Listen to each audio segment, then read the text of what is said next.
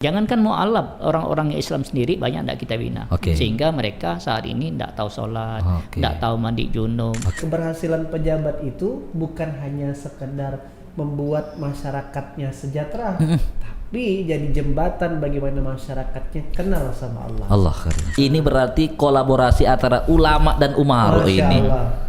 Kalaulah seandainya keberadaan seperti Ismu Yahya ini ada di kabupaten seluruh Kalimantan Barat ini, maka dakwah Islam itu juga akan menggema. Ya.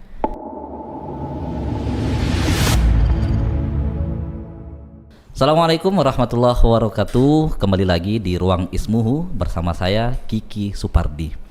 Alhamdulillah hari ini sedikit berbeda. Biasa saya di ruang studio ini sebagai pembicara, tapi kali hari ini sebagai host ini. Dan tentunya kehadiran saya tidak sendiri. Di depan saya sudah ada yang pertama pengasuh Masjid Ismuhu Yahya, ya Kiai Adi Pratama Larisindo atau yang akrab kami sapa dengan ABN. Gimana kabarnya Abi? Alhamdulillah sehat walafiat. Oke, tentunya di sebelah kanan saya lagi nih yang luar biasa ada Bapak Kepala Desa Parit Baru yaitu Bapak Musa. Bagaimana kabarnya Pak Musa? Alhamdulillah. Baik, insya Allah dalam beberapa waktu ke depan kita akan ngobrol-ngobrol tentunya seputar Parit Baru dan Ismuhu Yahya, karena ini adalah tokoh sentral dari dua entitas ini. Pertama tentunya saya penasaran ini kan kehadiran Masjid Ismuhu Yahya yang tidak begitu lama gitu, tapi sudah cukup melekat gitu di telinga banyak orang tentang Ismuhu Yahya ini. Saya pengen tahu gitu seperti apa sih kesan dari Pak Musa terkait Ismuhu Yahya inilah, kehadiran Masjid Ismuhu Yahya di Desa Parit Baru ini Pak. Ya, terima kasih. Saya mau ke belakang dulu. Semenjak tahun 2020 Ya. peletakan bata pertama ya. Ya, bata. Bata pertama. Ya. Dan selanjutnya di tahun 2021 dimulainya kegiatan Ismuhu Yahya. Ya. Nah, saya berpandangan bahwa kehadiran Masjid Ismuhu Yahya itu berdampak positif terhadap masyarakat sekitar. Ya. Di anak-anak mudanya, di orang-orang tuanya, dan kategori semua umur lah. Keberadaan Ismuhu Yahya itu memberikan manfaat. Manfaat pertama, keberadaan Masjid Ismuhu Yahya ini memberikan dampak tenaga kerja. Oke. Dan banyak orang-orang yang di sekitar Ismuhu Yahya ini bekerja di Ismuhu Yahya. Yang keduanya di sini juga memberikan dampak positif terhadap anak-anak muda, yang mana anak-anak muda itu diajarkan mengaji dan sebagainya. Nah, tentunya ini kegiatan yang belum pernah ada di Parit Baru, bahkan bukan hanya di Parit Baru tetapi mungkin di masjid-masjid lain di wilayah Kabupaten Kuburaya. Ya, Nah, makanya saya berharap memang makanya saya sudah pernah bercerita dengan Pak Kiki bahwa kalaulah seandainya keberadaan seperti Ismuhu Yahya ini ada di kabupaten seluruh Kalimantan Barat ini, maka dakwah Islam itu juga akan menggema. Ya. Karena banyak kegiatan-kegiatan yang positif yang dilakukan oleh Ismuhu Yahya ini dan berdampak positif juga bagi masyarakat yang ada di Parit Barunya, wabil khusus untuk Kabupaten Kuburaya. Bahkan Masjid Ismuhu Yahya ini selain dikenal di Kabupaten Kuburaya, juga terkenal di Provinsi Kalimantan Barat, tapi juga sudah dikenal oleh negara tetangga. Oh, Masya Allah, sampai itu. ke Malaysia ya? Sampai ke Malaysia seperti itu. Dan ini menurut saya menimbulkan nuansa baru bagi dakwah Islam.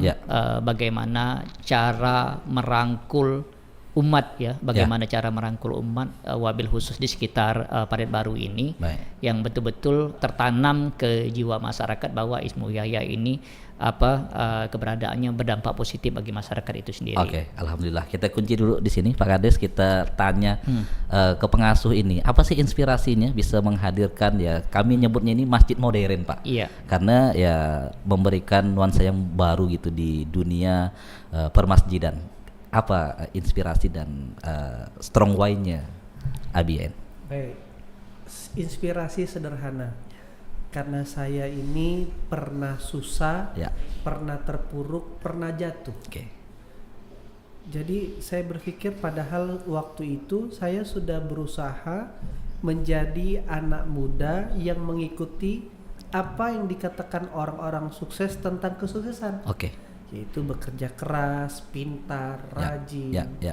Lebih tepatnya di 2009 mengalami kebangkrutan, lalu bisa bangkit lagi, bangkrut lagi dengan hutang miliaran waktu itu, sehingga titik balik saya mengalami kebahagiaan hidup ketika saya kembali ke masjid. Oke. Ketika kembali mengenal ilmu kehidupan. Ya. Disitulah saya muncul tiba-tiba, ya Allah, harusnya pendidikan seperti inilah yang harus didapatkan orang-orang yang ingin sukses. Oke. Sejatinya bukan orang yang tidak ingin sukses, tapi banyak orang yang tidak ketemu jalannya atau dibelokkan. Oke. Nah, itulah alasan di waktu dulu. Ya. Nah, maka akhirnya kalau kita sudah belajar sekarang, ada analogi yang sederhana. Malaikat itu tidak diberi kekuatan oleh Allah untuk memotivasi orang ke surga. Oke. Tapi iblis dikasih privilege sama Allah kekuatan untuk memotivasi orang ke neraka. Ya. Nah, Katanya iblis yang menggoda Nabi Adam ada iblis yang sama yang Iblis. menggoda sekarang. benar Masya Allah. sekali. Iblis yang menggoda Nabi Adam adalah iblis yang masih hidup sampai sekarang. Oke. Dia memantau kita, melihat kita. Jangan juga ada di ruang podcast ini. Masya Allah, dia tidak pernah libur ya. Tidak pernah libur dia. Ya, maka kita harus lebih strategi kita ya mau nggak mau juga harus lebih lincah gitu ya. Dan saya garis bawahi, Ustadz Kiki, Ya. jadi sebenarnya bukan masjid modern. Oke. Karena kalau modern itu berarti sebuah perubahan. Oke. Ini masjid original. Masjid original. Seperti inilah dulunya Rasulullah Ya. membangun masjid Oke. sebagai tempat di mana semua orang menemukan peta kehidupannya. Jadi bukan hanya untuk sholat ya? Bukan hanya untuk sholat. Oke. Dari masjid Madinah waktu itu lahirlah Ya. Abdurrahman bin Auf yang jago dalam penetrasi pembukaan pasar, Oke. sehingga ekonomi umat maju. Oke. Dari Masjid Madinah itulah lahir para jenderal-jenderal perang yang hebat. Ya. Ya kan, Khalid bin Walid, Oke. Sa'ad bin Abi Waqqas, Oke. yang bahkan ekspansif sampai ke Guangzhou di Cina. Itu startingnya masjid. Masjid ya. Nah, itu kan original. Ya, Nah, kalau sekarang kita lihat masjidnya justru purba mungkin kalau bahasanya. Ya kan? Masjidnya mundur. Ya. Kan? Kita tidak pernah melihat lagi pengusaha-pengusaha hadir Ya. dari masjid. Ya. Orang-orang birokrat lahir dari masjid. Oke. Coba Pak Kiki lihat. Ya. Hari ini definisinya terbalik. Dulu orang berpikir, hari ini kita ngelihat kalau mungkin Pak Kades bisa ngelihat jabatan struktural tertinggi itu ya dalam sebuah pemerintahan, Ya. jabatan eksekutif, presiden, gubernur, ya kan. Dahulu 1400 tahun yang lalu Ya. jabatan tertinggi itu marbot, Pak Kiki. Oh. Apa faktanya? Ya. Faktanya adalah Rasulullah itu marbot atau pemakmur Masjid di Nabawi, tapi punya kontrol terhadap gubernur Mesir. Masya Allah. Mantap. Oke. Kemudian ada yang menarik dari obrolan kami tadi di sebelum podcast ini, Kiai. Ya, Ya, Pak Kades mendapatkan data gitulah ya. Iya. Mendapatkan data. Aduh Bang Kiki, saat ini banyak kok umat kita yang belum kenal sholat. belum kenal sholat. Sholat pun bisa jadi belum paham. Bahkan lebih miris. Ya ada yang mungkin sudah menunaikan ibadah haji, umroh gitu, tapi juga belum memahami sholat. Boleh mungkin Pak Kades diceritain fenomena ini? Ya. Iya, karena ini bukan cerita, Ya. cuma memang di samping-samping kita yang ngomong sehari-hari itu Ya. memang sudah menunjukkan seperti itu. Banyak sekali masyarakat yang ya kita utamakan lah yang agak tua-tua yang sekarang nggak bisa ngaji. Ya, ya. Kalau udah nggak bisa ngaji, ketika melapalkan untuk bacaan sholat juga mereka nggak paham. Nah seperti itu. Bahkan yang paling miris sekali kan orang yang menunaikan ibadah haji, umroh ternyata juga belum memahami sholat itu sendiri. Ya. Nah makanya saya minta memang Ismu Yahya ini bergerak dalam dakwah ini, karena menurut saya ini belum dipikirkan oleh orang-orang, ustadz-ustadz yang selama ini telah memberikan pencerahan, tetapi dia tidak pernah masuk kepada wilayah yang paling sederhana sekali. Nah seperti itu, makanya kita meminta memang Ismu Yahya untuk ya kita sama-sama lah mengadakan survei berapa sih orang-orang yang di Parit Baru ini. Kita mulai dari pilot project ini di Parit Baru dulu. Kita mulai Parit Baru dulu seperti itu, dan kita anggaplah misalnya Ismu Yahya bekerja sama dengan Desa Parit Baru dalam hal-hal yang positif ini. Sehingga ini menjadikan dakwah yang sangat dibutuhkan oleh masyarakat, bukan saja masyarakat Desa Parit Baru, tapi masyarakat Kalbar banyak yang seperti itu. Banyak yang orang hanya sekedar masuk Islam mu'alaf tapi itu tidak dibina. Yang seperti ini juga. Nah, jangankan mu'alaf, orang-orang yang Islam sendiri banyak tidak kita bina. Sehingga mereka saat ini tidak tahu sholat, tidak tahu mandi junub, tidak tahu misalnya bagaimana ngambil wudhu apa sebagainya. Nah, kita coba Pak Ustadz perhatikan kalau sholat, jangan di Ismu Yahya tapi masjid-masjid lain, banyak orang yang ketika mau ngambil wudhu itu ragu. Kalau mereka sudah seperti itu, mereka tidak paham itu. Mereka tidak paham sama sekali seperti itu. Nah, yang terjadi trennya yang terjadi sekarang ini, mereka hanya ikut-ikutan. Mereka sholatnya aktif 5 waktu, cuma mereka tidak tahu bacaan sholatnya. Nah, inilah bagaimana caranya Ismu Yahya andil dalam rangka untuk dakwah lewat sentuhan-sentuhan yang seperti ini. Baik. Kemudian ada data nih Pak Kades sama ABN. Kan katanya masjid ini mayoritas baru difungsikan sebagai fungsi tempat sholat. Tapi ini bertolak belakang dengan data yang kita lihat gitu ya. Menurut Muslim Report, survei Muslim Report di tahun 2019, Indonesia yang mayoritas Muslim ini ternyata baru 2% yang sholat berjamaah. Artinya ketika tadi melihat orang ke masjid sholat aja itu berarti sudah baik gitu kan. Kira-kira dari data ini apa nih Abi program yang mungkin akan diinisiasi dalam waktu dekat ini? Masya Allah, saya tadi dengan jawaban Pak Kades kita cukup speechless. Kalau banyak Pak Kades seperti di Indonesia, maka maju itu desa-desa. Masya Allah. Ini bukti menjadi seorang pejabat itu bukan hanya urusan administratif, dan keberhasilan pejabat itu bukan hanya sekedar membuat masyarakatnya sejahtera, tapi jadi jembatan bagaimana masyarakatnya kenal sama Allah. Allah Karim. Sebaliknya, menjadi dai tugasnya bukan hanya mengenalkan surga, tetapi bagaimana masyarakatnya bisa mencicipi surga sebelum surga. Inilah butuh kolaborasi. Ini berarti kolaborasi antara ulama dan umaro ini. Ya, saya mudah-mudahan dari meja podcast ini atau dari ruang podcast ini ya lahir program yang tentunya membumi. Insya Allah. Iya. Kira-kira apa nih dalam waktu dekat ini, Abi? Saya juga jadi penasaran ini. Serasi tidak perlu canggih-canggih. Kalau melihat dari apa yang disampaikan Pak Kades tadi, mengamati jumlah banyak asatid atau dai yang cerita tapi sampai di meja mimbar, melihat fenomena ada orang yang mau wudhu takut, ya kan? Dan dikonklusikan lagi bahwasanya ternyata konkretnya ada rasanya kita butuh bergandengan tangan nih Pak Ustadz Kiki. Nah, jadi yang dicatat secara personal dulu ya, motivasi yang dicatat Allah itu adalah berapa banyak ibadah kita secara personal dan berapa banyak amal soleh tanda kutip, yaitu berapa banyak orang yang kita ajak beribadah. Nah, maka saya baru ketemu benang merahnya nih. Kenapa banyak program-program yang dibuat oleh negara, khususnya pemerintah, mungkin sampai ke segmen desa, tapi tak merubah wajah bahagia. Apa? Karena kita sepakat sholat itu tiang agama. Agama itu adalah ruh, software dari setiap manusia.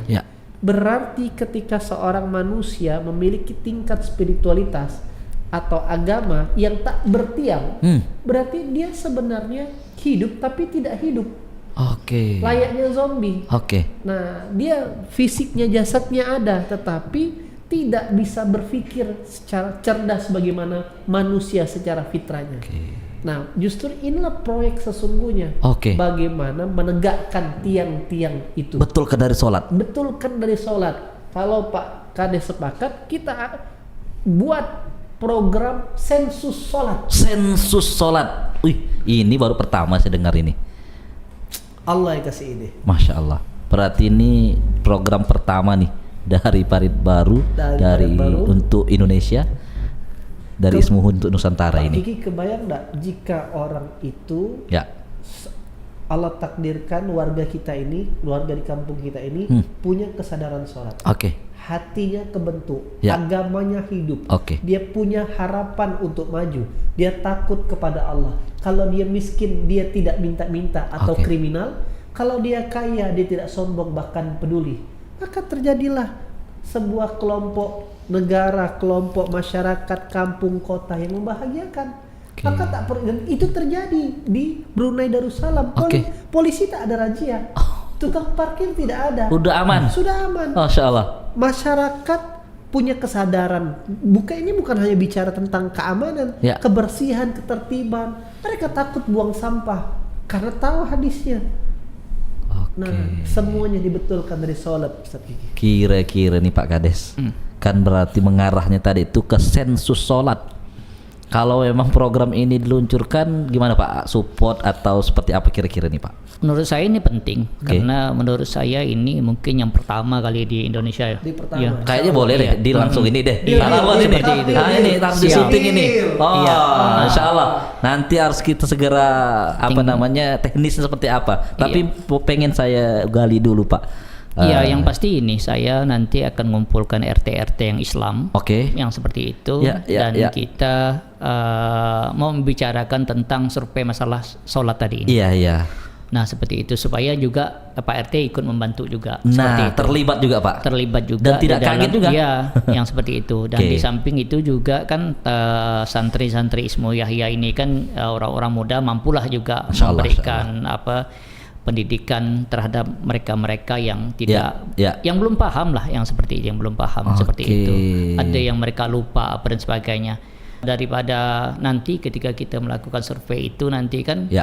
permasalahannya kan terhadap orang-orang yang ada terima, ada juga tidak, Oke. ada welcome, ada juga yang tidak Ya, nanti. ya, ya. Nah seperti itu. Tetapi itu tidak memundurkan niat kita bahwa itu tetap harus kita lakukan dalam rangka kita kepengennya mereka yang tidak paham sholat ini menjadi bisa paham. Ya ya ya ya. Di antara mungkin ribuan orang yang mungkin tidak paham, kalau dapat 50% atau 30%, berapa pahala yang dilakukan oleh Ismu Amin Yahya? amin amin. Kan seperti itu. Ya ya ya. Nah inilah yang selama ini yang perlu kita bicarakan secara serius tentang bagaimana kita mengawal orang-orang tua kita, Oke.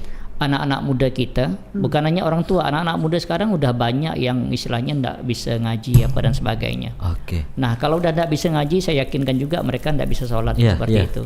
Nah seandainya mereka pun istilahnya sholat apa sebagainya, itu hanya bentuk ini aja lah, mengikuti gaya, Iya, iya. Ikut-ikutan ya? ikut-ikutan saja Ikut-ikutan seperti itu, saja. tapi tidak, mereka tidak menghayati. Baik baik. Nah kunci bahagia itu apabila kita telah melakukan ibadah ya Pak Ustadz ya.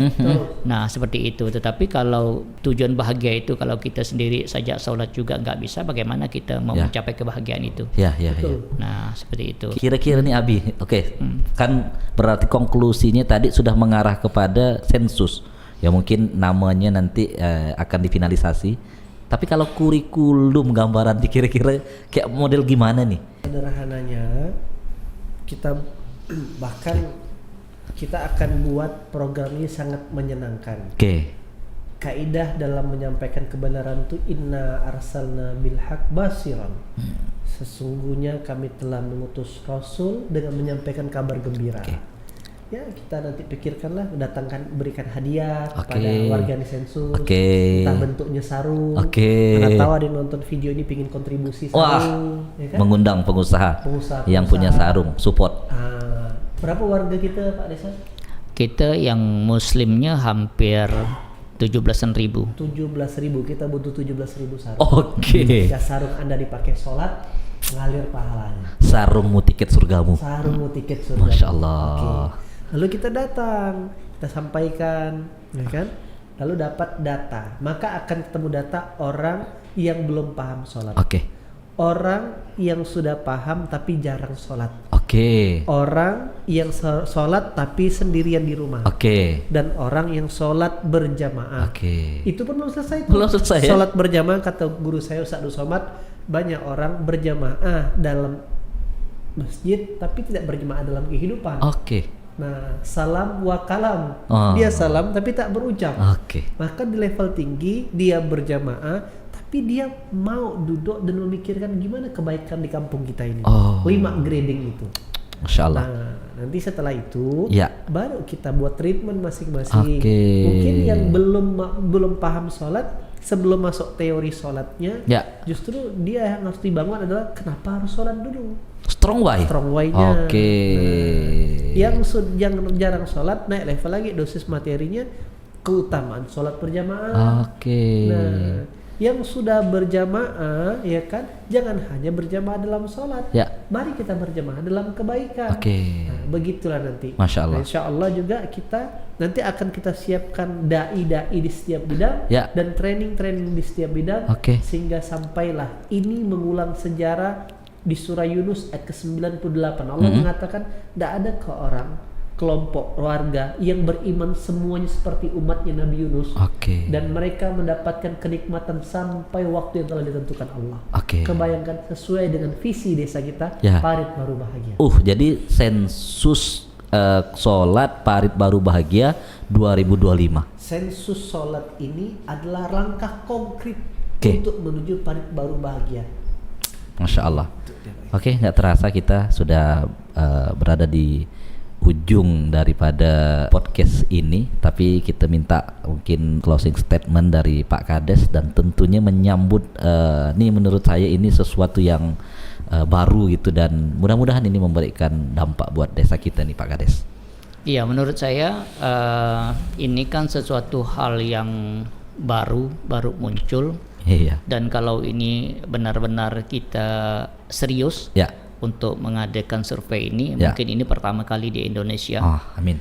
Nah, semoga juga ini menjadikan bagi inspirasi para pendakwah-pendakwah. Ya. Dakwah itu bukan saja di masjid, tapi hal-hal seperti ini tidak pernah tersentuh nih. Iya. Nah, ngajak orang ke surga, tapi alat untuk menuju surga itu tidak kita betulkan. Betul. Betul nggak? Tidak ditunjukkan. Tidak ditunjukkan. Nah, itu yang sekarang yang harus kita tunjukkan. Iya, Dan mudah-mudahan langkah ini mudah-mudahan Ismu Yahya akan ambil Amin. dalam rangka untuk bahwa kita loh yang mulai ya, Iya, dari iya, desa iya, Parit iya, Baru, iya. dari Ismu Yahya yang akan memulai Insyaallah. daripada survei tentang masyarakat sensus ya. Iya, sensus sholat. Sensus sholat. Oke. Nah, mudah-mudahan ini menjadikan inspirasi Ya. bagi pendakwah-pendakwah yang ada di Indonesia. Amin. Saya pikir seperti itu. Amin ya rabbal alamin. Oke, kita minta juga closing statement dari ABN. Insya Allah. Ini apa-apa yang diucapkan Pak Kades tadi sebenarnya ayat-ayat Quran. Oke. Nah, Iya. Kebahagiaan. Jadi kebahagiaan itu litatma'inna qulubum bizikrillah. Karena banyak mengingat Allah, maka hati jadi bahagia. Oke. Terus nyambung, ya kan, innani anallah, sesungguhnya aku ini adalah Allah. La ilaha illa ana, tidak ada Tuhan selain aku, kata Allah. Fa'budni, sembahlah aku. Oke. Wa aqimus sholata li dzikri, dirikanlah sholat agar mengingat aku. Jadi sholat untuk mengingat Allah, karena banyak ingat Allah jadi bahagia. Jadi Allah sudah buatkan roadmapnya. Oke. Maka kita lihat insya Allah tidak sampai 2x24 jam kita akan follow up program ini. Masya Allah. Tunggu day 2 kita kumpul lagi berserta RT RW-nya. Kalaulah masuk ngejar dunia, kita harus kadang pingin cepat-cepat, terburu-buru dan tergesa-gesa. Ya. Kalau ada proyek kita mau cepat, harus yang ngejar surga lebih cepat lagi. Masya Allah. Agar Allah cepatkan rezeki kita. Amin ya rabbal alamin. Oke, alhamdulillah para penonton Ruang Ismuhu, ya tak terasa kita sudah berada di sesi akhir, dan tentunya kami mengucapkan terima kasih banyak Pak Kades, terima kasih ABN, dan jangan lupa ya, supaya siar channel ini semakin luas, jangan lupa subscribe, comment, and share. Demikian berkah selalu. Wabillahi taufiq wal hidayah. Wassalamualaikum warahmatullahi wabarakatuh. Waalaikumsalam warahmatullahi wabarakatuh.